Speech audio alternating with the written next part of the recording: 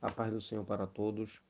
Vamos, nesta oportunidade, fazer um comentário sobre a nossa lição de número 12, cuja epígrafe é A Nuvem de Glória.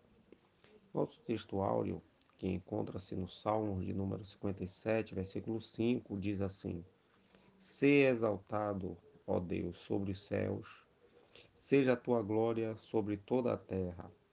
Verdade prática diz: Adoremos e louvemos a Deus, pois a sua glória enche os céus e a terra. Nossa leitura diária, que encontra-se em Êxodo capítulo 29, em Levítico capítulo 16, no segundo livro das Crônicas, capítulo 5, versículo 13, segundo livro das Crônicas, capítulo 7, versículo 2, Isaías, capítulo 6, versículo 3 e livro de Ageu, capítulo 2, versículo 7 a 9. Pois bem, a nossa leitura bíblica em classe que encontra-se em Êxodo, capítulo 40, versículo 34 e também em Números, capítulo 9, versículo 15 a 16. Nessa lição é retratada aqui sobre a glória do Senhor, a presença de Deus manifestada na nuvem, né? E vemos que a palavra glória, a palavra Shekinah, né, são palavras que descrevem uma manifestação de Deus, né? Nós vemos que a nuvem ela aparecia durante o dia sobre o tabernáculo e ali era a Shekinah de Deus sobre o santuário, né? Embora esse termo não se encontre no texto original do Antigo Testamento, né? A palavra Shekinah é uma palavra adotada pela tradição judaica. Os sábios judeus eles evitavam a pronúncia da palavra kabod, que significa glória, por causa de sua sacralidade, né? Então, assim, o termo Shekinah, segundo o sentido aramaico, descreve a manifestação visível da glória de Deus.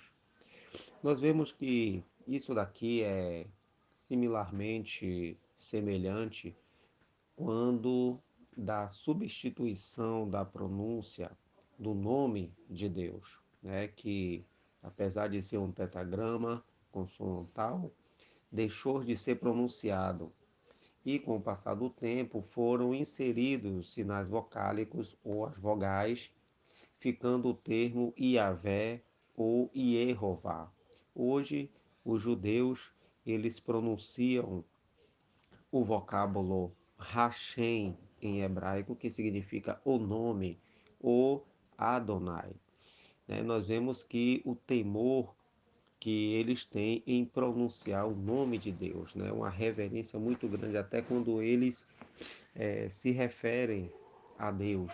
Eles têm todo um sentido, toda uma reverência quanto à presença, né? Ou ao nome do Senhor. Nós vemos algo interessante que a palavra Kadosh significa santo, ou Kadesh, que significa ser santo. Tem outro vocábulo hebraico também, Kadash, que significa santificar, e Kodesh, que significa santidade ou coisa santa. Nós vemos que há uma plenitude muito grande, né, que envolve a pessoa de Deus, visto que o profeta Isaías, no capítulo 6, quando ele tem uma visão de Deus, ele diz assim: Eu vi ao Senhor e ele temeu muito, porque ele poderia ser morto, né? Ele sentiu a sua pequenez, sentiu a sua condição de pecador, e aí ele chega até a pronunciar que ele iria perecer, né? Então nós vemos que a palavra santo tem uma raiz, né, originária no verbo kad, que significa cortar ou separar. É por isso que originou os vocábulos kadash, que significa santificar, Kodesh, que é santidade, e Kadosh, santo, separado. Então nós vemos que ser santo, né, já o vocábulo grego vem de agios ou agiasmos, santificação, significa ser separado. Então nós fomos cortados do mundo. É por isso que nós devemos ser santos como Deus é santo, porque, ou seja, há uma separação entre o que é certo e o que é errado. Nós não podemos viver de uma maneira ímpia, né? Pois nós somos santos, nós fomos separados, assim como Deus está de uma maneira santa, ele quer que nós também tenhamos uma santidade. E ele requer isso de nós, quando ele diz na primeira epístola que escreveu São Pedro, no capítulo 1, no versículo 15 e 16, quando diz: Sede santos em toda a vossa maneira de viver. Mas essa santidade nós vamos alcançar quando nós estivermos caminhando firmemente com o Senhor. Então, à medida da nossa caminhada, da nossa vivência com Deus, então nós vamos sendo santificados. É um processo no qual o Espírito Santo que habita em nós, ele vai fazendo essa função, nos ajudando a estar cada vez mais e mais perto de Deus. Pois bem, essa expressão glória de Deus, né, tem o seu emprego variado na Bíblia. Às vezes pode descrever o esplendor e a majestade de Deus, como nós podemos conferir no primeiro livro das Crônicas, capítulo 29, no versículo 11, né? E uma glória tão grandiosa que nenhum ser humano pode vê-la e continuar vivo, como descreve em Êxodo, capítulo 33, no versículo 18 ao 23. Quando muito pode-se ver apenas um aparecimento da semelhança da glória do Senhor, né? Quando Ezequiel teve uma visão do trono de Deus, como está descrito no seu livro, no capítulo 1, no versículo 26 a 28, no livro de Ezequiel. Então, neste sentido, a glória de Deus ela vai designar uma singularidade, ou seja, a sua santidade, como eu relatei no capítulo 6 do livro de Isaías, a partir do versículo 1. E a sua transcendência, ou seja, o apóstolo Pedro ele vai empregar uma expressão, a magnífica glória, como um nome de Deus, né? Isso podemos conferir na segunda epístola que escreveu São Pedro, no capítulo 1, versículo 17. A glória de Deus, ela também pode se referir à presença visível de Deus entre o seu povo. Essa glória, ela está esta que os rabinos de tempos posteriores chamavam de Shekinah. Shekinah é uma palavra hebraica que significa habitação, né, de Deus. Ela é empregada para descrever a manifestação visível da presença e da glória de Deus. Moisés ela viu a Shekinah de Deus na coluna de nuvem e de fogo. Ela é chamada a minha glória. Ela cobriu o Sinai quando Deus ortogou a lei, né? Ela encheu o tabernáculo, ela guiou Israel no deserto e posteriormente encheu todo o templo de Salomão. Mas precisamente Deus ele habitava entre os querubins no lugar santíssimo do templo, né? E Ezequiel viu a glória do Senhor levantar-se e afastar-se do templo por causa da idolatria, né? Por causa do pecado. O equivalente da glória Shekinah no Novo Testamento, né, é o próprio Senhor Jesus Cristo que, como a glória de Deus em carne humana, veio habitar entre nós, né? Os pastores de Belém viram a glória do Senhor no nascimento de Cristo, os discípulos viram a transfiguração de Cristo e Estevão o viu na ocasião do seu martírio. Então nós vemos que a revelação, o ápice da glória de Deus está na pessoa de Jesus, né? Mesmo ele aqui na terra, sendo homem, quando ele transfigurou-se, isso está descrito no Evangelho de São Mateus, capítulo 17, houve uma luminosidade muito grande, no qual os discípulos caíram por terra, ficaram no chão, atônitos, ante a glória e a manifestação do Senhor Jesus. Né? Um outro aspecto da glória de Deus é a sua presença e o seu poder espiritual. Os céus vão declarar a glória de Deus, como está descrito no Salmo de número 19. Toda a terra está cheia da sua glória, como está descrito em Isaías capítulo 6, versículo 3. Mas o esplendor da majestade divina não é comumente visível, nem é notado, ou seja, o crente ele vai participar da glória e da presença de Deus em sua comunhão e seu amor e sua justiça e a manifestação mediante o poder do Espírito Santo.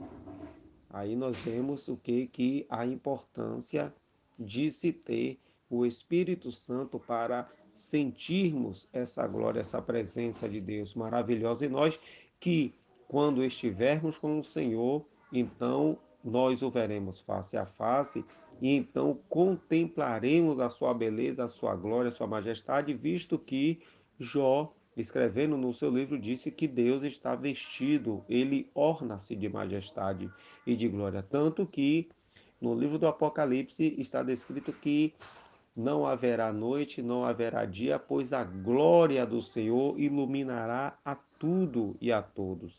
Então nós temos uma noção de quão maravilhoso e esplendoroso é a presença de Deus, é a glória de Deus.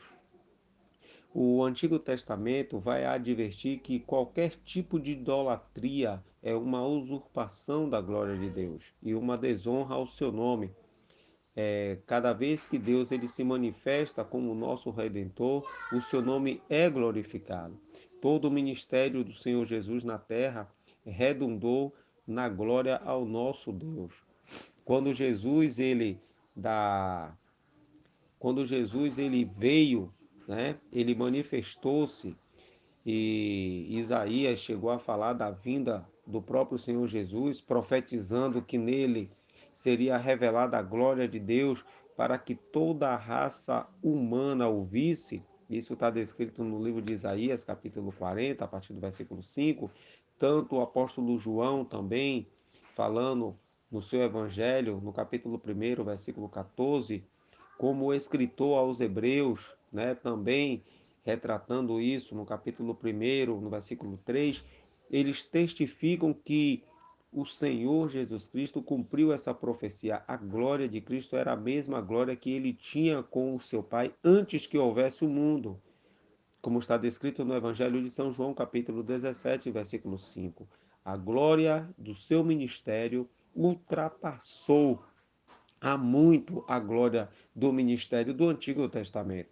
O apóstolo Paulo chama Jesus de o Senhor da glória. O apóstolo Tiago o chama de nosso Senhor Jesus Cristo, o Senhor da glória. Ou seja, o Novo Testamento vai referir-se, né, a um vínculo entre o Senhor Jesus e a glória de Deus Pai. Os seus milagres revelavam a sua glória. Jesus ele transfigurou-se em meio a uma nuvem luminosa, onde ele recebeu a glória. A, a hora da sua morte foi a hora da sua glorificação. Subiu ao céu em glória e ele está exaltado em glória. E um dia voltará sobre as nuvens do céu com poder e grande glória. Né? Então nós vemos que a glória de Deus, a glória do Senhor Jesus, ela deve estar presente em nossa vida. Né? Mas presente em nossa vida de que maneira? Através do Espírito Santo. Né? Então, concernente a essa glória celestial e majestosa de Deus, é bem verdade que ninguém pode contemplar essa glória e sobreviver, mas sabemos que ela existe, mas não a vemos. Deus ele habita em uma luz e está em um lugar inacessível, onde homem algum pode ver a sua face, como está descrito na primeira epístola a Timóteo, capítulo 6, a partir do versículo 15 e 16. Mas a glória, essa Shekinah de Deus, no entanto, era muito conhecida do povo nos tempos antigos, nos tempos bíblicos. E no decurso da história até o presente, sabemos que muitos crentes que tiveram visões de Deus, semelhantes até a de Isaías e a de Ezequiel, embora não fosse comum naqueles tempos, nem agora essa experiência de glória, né, de ter algo muito profundo, muito íntimo. Muitos irmãos tiveram uma visão, tiveram uma experiência sobrenatural com Deus, mas é como a palavra diz que nós o vemos por um espelho, nós conhecemos ainda muito pouco de Deus. Vamos conhecê-lo na sua plenitude quando estivermos no reino com ele. No entanto, temos o que? A certeza de que o Senhor Jesus está presente em nós, na bendita pessoa do Espírito Santo, capacitando a cada um de nós viver de uma maneira santa e agradável a Deus, para que a glória de Jesus se manifeste em nossa vida. E assim, dessa maneira, honramos e glorificamos a Deus Pai. Que possamos ser firmes e fortes e que Deus abençoe a todos, em nome de Jesus.